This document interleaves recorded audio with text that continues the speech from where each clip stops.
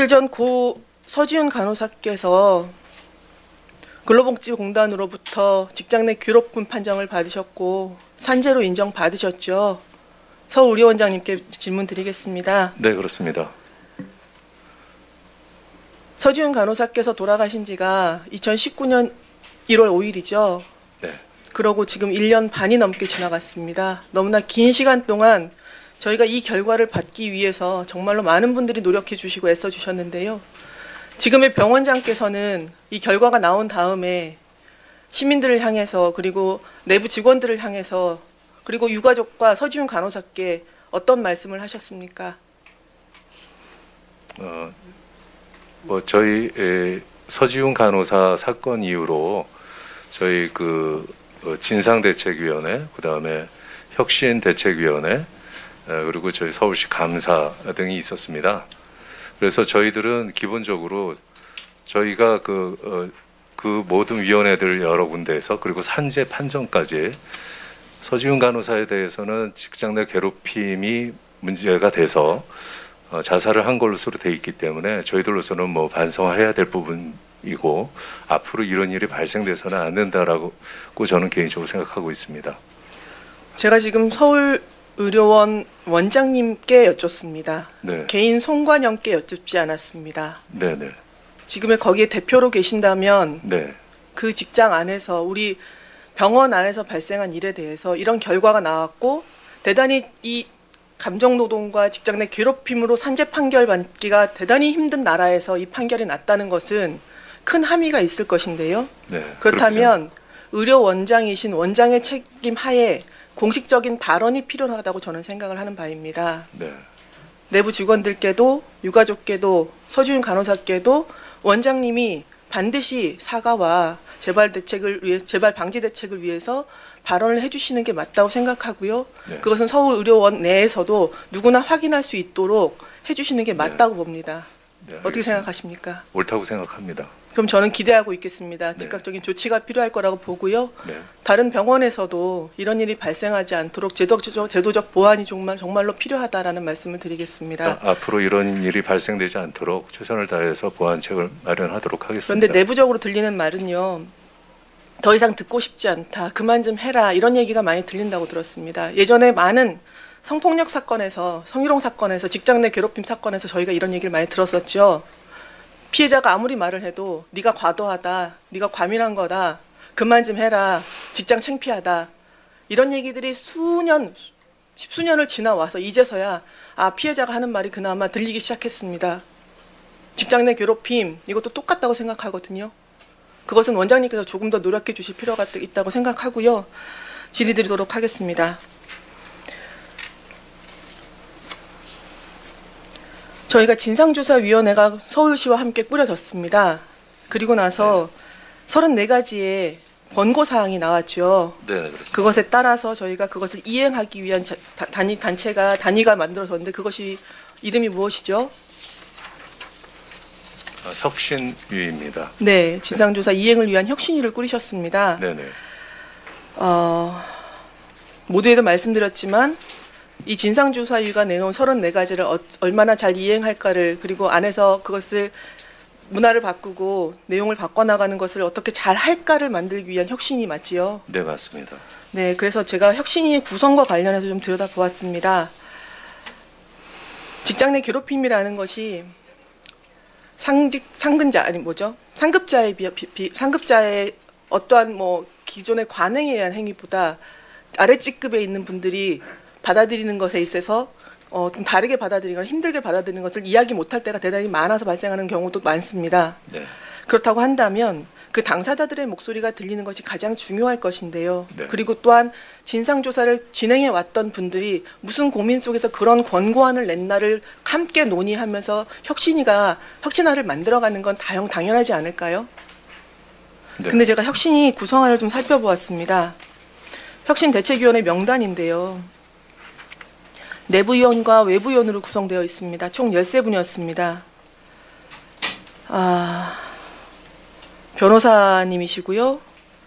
그다음에 플래시몬 힐러드 센터장님, 엘리오 컴퍼니라는 경영 컨설팅 대표님, 그다음에 대학교의 교수님, 병원장님, 간호사 회장님, 또 변호사님, 그리고 저희 이제 서울시 관계자 2분, 우리 공공보건의료재단의 관계자 1분, 그리고 2명의 서울의료원 기획조조실장과 총무부장이셨습니다. 저는 이렇게 직장 내 괴롭힘과 고통 속에 죽어간 서주윤 간호사들의 진상조사에 대해서 혁신대책위를 꾸린다면 산업안전보건과 관련된 전문의, 그다음에 정신건강과 관련된 어떤 전문의, 그리고 해당 노동을 하고 있는 분들의 직접적인 목소리, 진상조사를 하신 분들의 진상조사를 이야기해 줄 수 있는 이해관계가 있는 분의 목소리, 이런 것들이 담겨지는 혁신위원회의 명단이 되어야 된다고 생각하거든요. 어떻게 생각하십니까? 사실 그 혁신위원회에 지금 의원님 말씀하신 것도 옳은 면이 있고요. 이 당시에 이렇게 위원들을 구성한 이유는 사실은 제가 잘 파악은 못하고 있습니다. 그래서 그 답변은 좀 어려운데요. 네, 그래서 저희가 이 혁신위가 진상조사위원회 34가지의 권고안을 이행하기 위한 혁신안을 만드는 혁신위원회가 딱 3차례 열렸습니다. 11월 초에 한 번 열렸고요.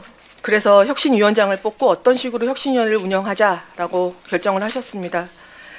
그리고 2차 회의가 11월 11일 날 열리고요. 3차 회의가 11월 18일 날 열립니다. 거의 2시간씩 열렸습니다. 그러니까 총 한 6시간 좀 넘게 열린 거겠죠, 전체적으로. 모이셔서 했었던 내용을 좀 들여다봤습니다. 근데 내용적으로 보면 죽은 자는 사실은 말이 없습니다. 이미 유서만 써놓고 갔는데 그 괴롭힘 기준에 따른 괴롭힘인지 조금 의문이 드는 점이 있어요. 옛날에 저희도 힘들었습니다.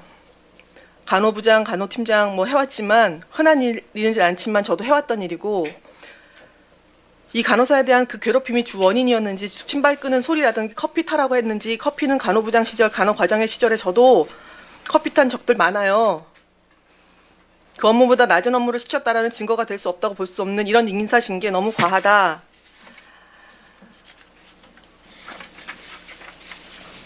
솔직히 진상대책위원회 결과를 우리도 팩트조사를 제대로 안 했는데 이 팩트만으로 이 결과를 아닌 것 같아 이심이 든다.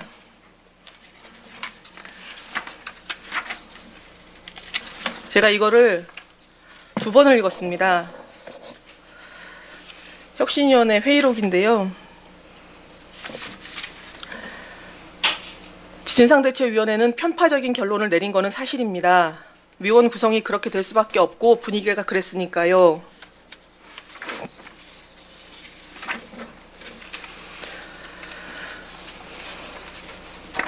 아까 말씀드렸다시피 구성 자체가 진상조사를 하신 분의 얘기를 아예 듣지 않고 현장의 얘기가 없는 상태에서, 그리고 진상조사의 결과에 대해서 이렇게 인정하지 않고 옛날에 나도 그랬다라는 얘기를 하시는 분들이 모여서 만든 혁신위원회 회의입니다. 그 결과에 따라서 나온 혁신안을 좀 볼까요? 혁신안을 서울시와 나눠서 서울 의료원이 진행하겠다고 했던 것이 총 16과제 중 서울의료원 추진 사항은 13개 항목으로 6개 과제는 완료했고 7개 과제는 추진 중이다라고 저한테 보고해 주셨어요. 제가 업무 보고 해달라고 말씀드렸던 자료 요구했던 거를 좀 받아보았습니다. 진상조사위원회에서 대책위원회에서 권고한 과제들은 34개 과제가 이렇게 있고요. 저한테 제출해 주셨던 과제, 서울의료원의 추진 과제 13개 과제를 제가 들여다봤습니다. 소통하는 일터를 위한 혁신적 조직 및 인사 개편이라고 되어 있어서 인사 노무관리 강화를 위한 전면 조직 개편을 실시했다고 추진 완료라고 작성해 주셨습니다. 추진 내용은 인사 운영팀 및 노사 협력팀 신설 및 기능 재정비 완료라고 되어 있어요. 여기 노무사 몇 분 계시죠? 노무사가 지금 저희 병원에 3분 있습니다. 네, 보람의 병원 몇 분 계시죠? 보람의 병원장 김병관입니다. 2년 근무하고 있습니다. 아, 한 분 아니셨어요? 그 자격증이 있는데 다른 부서에 배치된 네, 그렇죠. 노무사로 지금 일하고 계시는 분 한 분을 알고 있고요. 네. 이거는 저희가 진상조사, 진상대책위원회에서 권고 과제로 낸 것도 사실 아닙니다. 아닌데요. 인사운영팀하고 노사협력팀 신설했고 기능을 재정비해서 노무사 3분이세요.